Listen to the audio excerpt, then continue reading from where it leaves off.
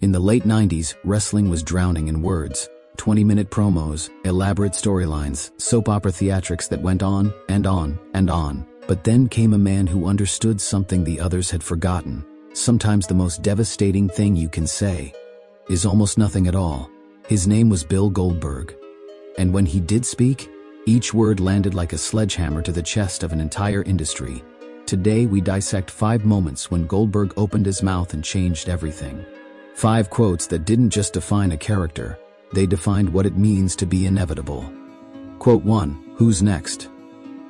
Picture this, September 1997. Bill Goldberg, former Georgia Bulldog, former Atlanta Falcon, stands in a makeshift wrestling ring inside a converted warehouse. He's 30 years old. He's been wrestling for exactly 11 months. He shouldn't be here. He shouldn't matter. But here's what the cameras didn't show you that night. The moment before he grabbed that microphone. The hesitation. The split second where a football player wondered if he belonged in this world of scripted combat. Then something clicked. Something primal. Something that had been sleeping in his chest since his first day in that Georgia locker room, watching guys who'd been doing this for decades. He grabbed the mic. And instead of cutting a promo about his journey, his dreams, his passion for the business, he said 2 words that would echo through wrestling history. But here's what you need to understand. This wasn't arrogance. This was survival. Goldberg knew he was the outsider. He knew the boys in the back were waiting for him to fail, to prove he was just another football player playing dress-up. So he didn't ask for their acceptance. He didn't beg for their respect. He made a promise, a threat, a declaration of war wrapped in a question mark. Who's next? Wasn't just a challenge to his opponents. It was a challenge to an entire industry that told him he didn't belong. 1 win became 2, 2 became 10, 10 became 50. And every single time, whether he was facing a jobber or a main eventer, the ritual was the same. The spear, the jackhammer, the pin, the slow rise to his feet. And then, breathing heavy, sweat dripping, he'd look into that camera and ask the question that was slowly becoming less of a question and more of a prophecy. By the time he hit 100 wins, the question had evolved. It wasn't who's next anymore. It was who's left. Quote 2, "You're next." Something shifted around win number 120. The open challenge, who's next, had become too easy, too predictable. Goldberg wasn't hunting anymore. He was executing. And that's when the question mark died. Picture Goldberg in 1998, standing face to face with Diamond Dallas Page, or The Rock, or any of the names that used to mean something before they became just another number in his streak. He'd look them dead in the eye, not through them, not past them, but into them, and deliver 3 words that carried the weight of 173 victories. "You're next." The genius of this moment wasn't in the words, it was in the transformation. Who's next? Was a question that invited challenge, that acknowledged the possibility of defeat. You're next was a death sentence. It was the difference between a hunter and an avalanche. Hunters can miss. Avalanches don't. And the scariest part? Goldberg wasn't being cruel. He wasn't being sadistic. He was being honest. Because he knew something his opponents didn't know yet. He knew how their story ended. He'd seen it 173 times before. The spear, the jackhammer, the aftermath. Once Goldberg said "you're next," the match was over. Not literally, they still had to go through the motions, still had to dance the dance. But psychologically, spiritually, the opponent was already defeated. They'd stand across from him in that ring, and somewhere in the back of their mind, they'd hear those 3 words echoing. "You're next. You're next. You're next." And they'd realize they weren't wrestlers anymore. They were appointments, scheduled demolitions, items on a to-do list that was written in their own blood. Quote 3, "I'm not in this business to make friends." Wrestling in the 90s was a social game. Backstage handshakes, locker room alliances, the right people to know, the right asses to kiss, the right moves to make when the cameras weren't rolling. Goldberg watched all of this, studied it, and made a decision that would define not just his character, but his soul. He wanted no part of it. So when some interviewer, probably Gene Okerlund, trying to get him to reveal his human side, asked him about his relationships with the other wrestlers, Goldberg didn't give them the WWE-approved answer about respect and brotherhood. He gave them the truth. "I'm not in this business to make friends."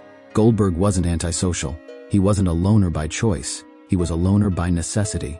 Because he understood something that took other wrestlers years to learn. In this business, today's friend is tomorrow's enemy. Today's ally is tomorrow's opponent. Today's handshake is tomorrow's knife in the back. So he chose isolation. Not because he was above friendship, but because he was above the illusion of friendship in a world built on betrayal. And there's something beautifully tragic about that. A man who became the most dominant force in wrestling history, but paid for it with loneliness. The line became a shield. Every time someone tried to get close, whether it was a genuine attempt at friendship or a calculated move to gain his trust, Goldberg would remind them, "I'm not in this business to make friends." And he'd walk away. Not angry, not bitter, just honest. Because he knew that in the end, when the lights went down and the cameras stopped rolling, he'd be standing alone anyway. So why pretend otherwise? The streak made him invincible. But this quote made him untouchable. Quote 4, "I'm Goldberg, and you're not." By 2003, Goldberg had been away from wrestling for 3 years. WCW was dead. The Attitude Era was ending. A new generation of superstars had taken over. But here's the thing about legends. They don't fade, they just wait. So when Goldberg returned to WWE, he didn't come back with apologies. He didn't come back with explanations. He didn't come back begging for his spot. He came back with a statement that was so simple, so arrogant, so absolutely true, that it silenced an entire arena. "I'm Goldberg, and you're not." On the surface, this sounds like the most arrogant thing a person could say. But dig deeper, peel back the layers, look at what this line really represents. It's not arrogance, it's acceptance. Acceptance of who he was, acceptance of what he'd accomplished, acceptance of the fact that he didn't need to prove himself to anyone anymore. Because here's the brutal truth, he was Goldberg, he was the streak, he was the spear, he was the jackhammer, he was 173-0, and they weren't. It wasn't a boast. It was a fact, a mathematical certainty, a statement of reality that couldn't be argued with or debated or diminished.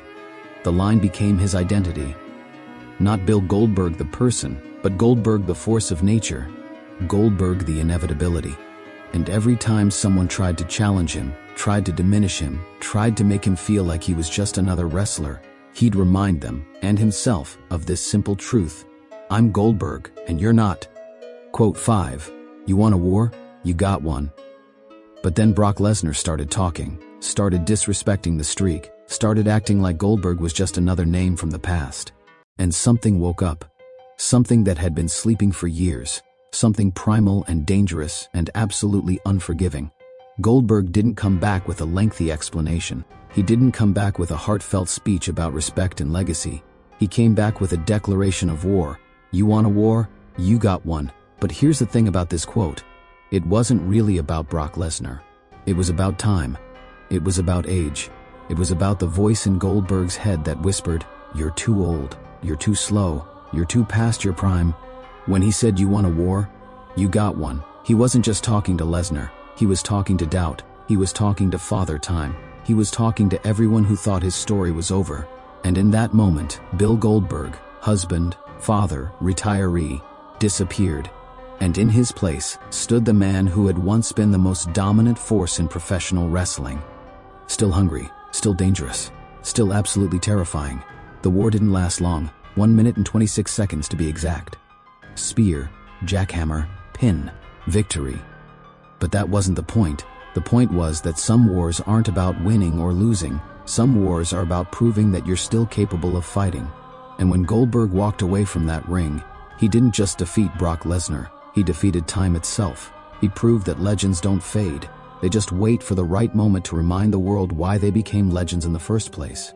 5 quotes, 5 moments, 5 glimpses into the soul of a man who understood that in a world full of noise, silence is the loudest sound of all. Goldberg didn't need elaborate promos. He didn't need catchphrases or comedy or soap opera drama. He needed 3 things: a spear, a jackhammer, and the absolute certainty that when he opened his mouth, every word would land like a finishing move. Because that's what made Goldberg different. That's what made him legendary. He didn't just wrestle. He didn't just compete. He didn't just perform. He simply was. So tell us, which Goldberg quote hit you the hardest? And more importantly, who's next?